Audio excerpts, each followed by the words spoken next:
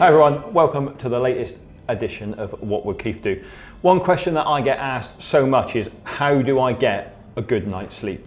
And there's two things that I do on every trip to get a good night's sleep. And it might not even be at night, it might be how do I sleep on an aeroplane or how do I sleep on a bus, because on some of our trips we do have to travel a distance as well. So first thing is I take a travel pillow with me. This is a new one that I just bought from Decathlon, and we looked at Decathlon in last week's episode. It's $11.99 online. It folds down to this super small bag, and it is literally the comfiest pillow I've ever slept on. It takes seconds to blow up, and it is super, super comfy. So that's one thing I do to get a good night's sleep. And the other thing I do is I always take with me earplugs.